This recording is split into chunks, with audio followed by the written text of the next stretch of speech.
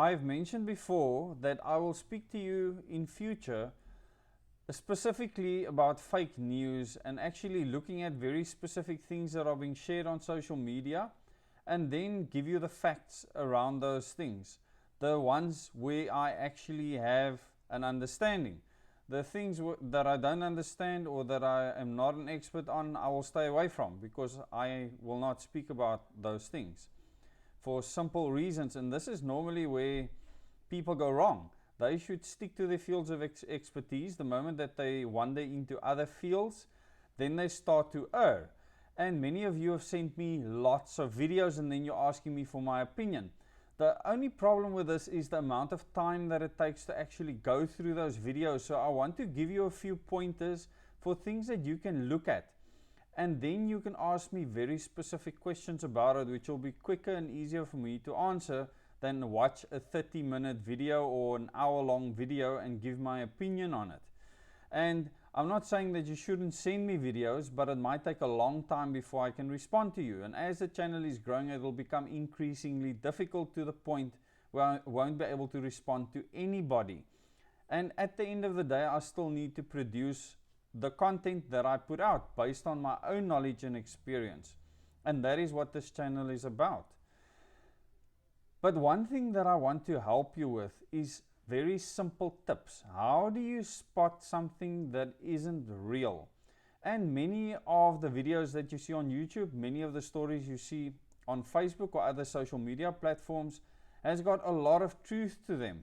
But the moment that there's a small amount of dodgy content or gray areas, it actually invalidates almost everything else, especially for someone that doesn't understand the content and that need the content provider to actually inform them, which means that the person will either choose to believe the content or not believe the content, that they don't have a background to actually fall back on, that they could use to actually discern properly whether the content is accurate or not. Now, when people speak with authority on something and they are not an expert, you should have red flags raised. And I want to use a good example, which is Dr. Rashid Buttar, which many of you people have sent me a video link for. I will actually look at the video itself. This specific video is called "It Will Happen by December." I actually watched the video up to 35 minutes and a slight bit further, which took me longer than half an hour. And from 35 minutes, he starts to speak absolute rubbish. In fact, he has no idea what he's talking about. It's all gibberish and scientific nonsense. And it's sad that someone that calls himself a doctor, I cannot confirm whether he's actually a doctor or not, but based on what he was saying at the time, I have to say that he's fighting for the New World Order, because he is absolutely sharing disinformation. And when you share disinformation, you're not helping me. You're not helping all the other people that are doing proper research or giving their own personal experiences based on their own life knowledge, things they've seen with their own eyes, and telling you about it. There's a big difference between that and someone just gargling on things that he clearly knows nothing about. Now, to use an example, for instance, Dr. Rashid Buttar makes a comment, and I'm just using him as an example. There's hundreds of others, where he speaks of a 5 millimeter 60 hertz wave. Now you can just go and Google 60 hertz, 5 millimeters. What is the size of a 60 hertz wave? And you'll immediately see that he doesn't know what he's talking about. Because I'm an expert in sound, I actually have a sound company and I've run big, large PA systems. I know that 60 hertz is in the sub-frequencies that most subwoofers use at rock concerts and at trance festivals, etc. People absolutely love that frequency, and we try to actually attenuate that frequency. But now it's going to kill everybody on the planet. He doesn't know what he's talking about. He's talking absolute rubbish. And it's sad that he's doing that, because in the first 35 minutes of the video, he actually speaks 90% truth. So it's a pity that that last part, where he starts to wander off into things that he's not an expert on, that it talks so much rubbish. And I mean, it's so profoundly rubbish. And it's sad that people would actually contemplate anything that he is saying. So what I ask you to do is, when someone starts to babble on something, and especially start rambling, then you know there's something wrong. When they start babbling on something and they don't make eye contact with the person that's interviewing them, like I do with you, there is a good chance that this person is speaking about things they actually know nothing about. They might have read about it somewhere in a document. They might have found it somewhere on a conspiracy website, and they are trying to be relevant. If they can't look you in the eye and speak to you one-on-one, like I speak to you, my subscribers, then the red light should go up. The other thing that you can do is Google simple things that they say scientifically. Now, when it comes to science, there's certain things that are set in science. I mean, I ran nuclear reactors based on science, and there's many things that happen inside the nuclear reactors that we don't quite understand.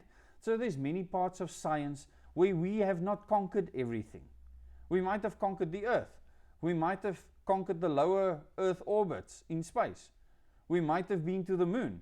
But we don't know everything about science. So yes, there are things that we don't understand fully. So there might be some things that certain people claim to know that the rest of the world scientists don't know. And I will certainly give that an ear. But when someone like Rashid Buttar speaks about this massive electromagnetic wave being put around the Earth and many other things, that he has no comprehension of the size of the Earth or the amount of power or energy you actually need to produce something like that, he's speaking out of his nose. And you know, someone like myself, I ran a reactor that had 2,775 megawatts that it produced in power. I know what that power can do. I mean, that put out, because of 30% efficiency, 940 megawatts onto the national power grid. And I have a feeling for what that is. What does that mean? We had 5 megawatt generators at Koeberg. We have 5 of them. This 5 megawatt generator, I understand what amount of equipment you can power from that. So I have a concept of fuel for energy and electricity and power. And when these people speak about these dinky toy satellites up in orbit, doing things that is absolute hogwash, then I'm really worried. When he starts speaking about dust that's all around us, that is inhaled into us, ask yourself the question, if this dust can control us, how does it know who it's controlling? How does it know who it's controlling?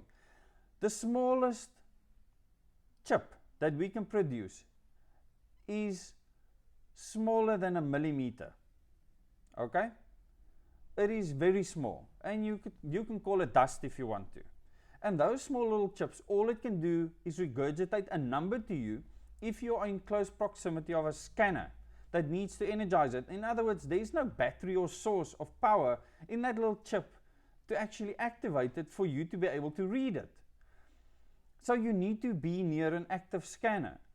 That chip cannot walk around in your body and do things to you. We do not have the technology to do that. I repeat, we do not have the technology to do that. And if we did, I would know about it, and I will tell you about it. So, when you hear these far out things, think about science. Think about what is possible. Okay? And if you have questions, you can ask me questions. Put questions in the comments. I might take time to respond to them. But I can tell you that my answer will be based in science that we are aware of. Because the science we are not aware of, there is no human on this planet that knows it better than any other human. That I can guarantee you. Because in the scientific process, a person might be right and everyone else might be wrong. That is possible. But that person needs to convince everyone else that he is right for anyone to take any notice. And you can endlessly, into perpetuation, say that you were right, that everyone else was wrong. And in infinitum, people can believe you. It doesn't mean that you were right. It does not mean that you know what you were talking about. If you really knew what you're talking about, you should be able to convince other scientists to also believe in what you are saying. And most successful scientists in the world have been able to achieve exactly that, especially when it comes to pure science. And I'm not talking earth science and many other things that most people can never understand or conceive because it's just too big for them to understand. So the things that Dr. Rashid Buttar is talking about is way out of his league, and he cannot comprehend that he's talking rubbish because it's not his field of expertise. Electricity does not flow in waves. It is electrons flowing in a cable, for Pete's sake. You should know that from primary school. So when he starts saying all of these things, he is highlighting how little he actually knows about the topic that he speaks of. And it is sad. So please, research the things that you hear. Find out, is this person actually a doctor? Find that out first. When someone says a virus doesn't exist, that viruses don't exist, or that viruses can only be good, first find out where they come from. Check their viability. Many of these people have made millions of rands off of YouTube for spreading absolute trash, and then they vanish. Do they ever account for the things that they've said? No, they don't. So, please do a bit of research.